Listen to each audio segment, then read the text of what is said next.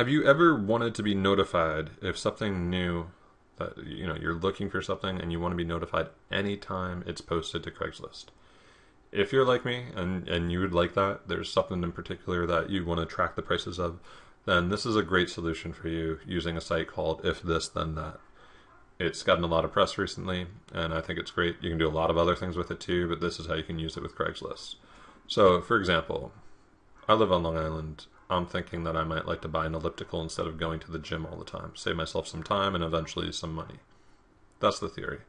But I'd like to see what the prices are like for a little while. And see if anybody posts some great deal that I can snatch up before anybody else sees it. So what you're going to need to do this is an If This Then That account, and you can see you'll be able to let me just make this full screen here. Okay, so you're going to want to go to the site, which is If This Then That, but if you forget, you can always just search it. And it's ifttt.com.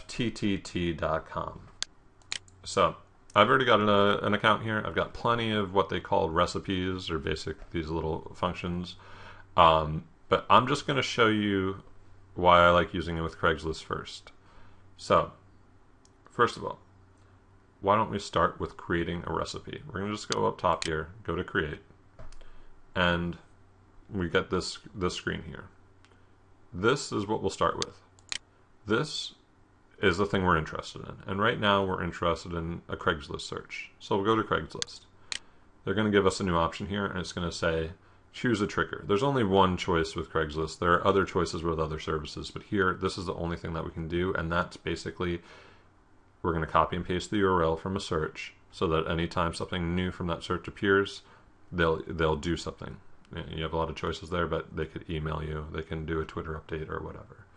So first we have to get that URL. We have to copy and paste it. So I'm going to go back here. I'm going to search for whatever. I've already done a search for elliptical, but we'll do it again. And once we have that URL up top, you can see the query right there is elliptical. It doesn't really matter. You just highlight it, Control C, or right click and copy. And then we're going to go back to If This Then That. New post from the search, we'll click on that, and it wants you to put the search results URL right here. So we can Control V or right click and paste, and we create the trigger. Our trigger will trigger an action. So that here is that part. We're going to click on that. Every time we get a new post, what do we want to happen? These are all the options that they give you. Some of these would be more useful than others. Here, the ones I could really see people using are probably email or an SMS or maybe Twitter. I'm going to use email. So I'll click on email, and I want, anytime that happens, I want an email to be sent to me. This action will send you an HTML-based email. Images and links are supported. So this is the default format for any time I'm going to get an email about Craigslist. You can see Craigslist off to the right here. They're going to have in the subject the post title, what the person on Craigslist actually titled it as. A good amount of the post content, I don't think it's always the whole thing, because I get plenty of these, and it seems to be truncated, but it will tell you from what search, what you were searching for, and it would also tell you the URL, and it will give you, you can see right here with the href and stuff, it just means that when you get the actual email, you're going to be able to click on a URL and go right to the post in question. Now, if you don't like the format of this, you can change it. You can delete stuff. Like, one of the things I do most of all is I like to make the subject a little bit more easy to comprehend for me. So I might say elliptical on Long Island.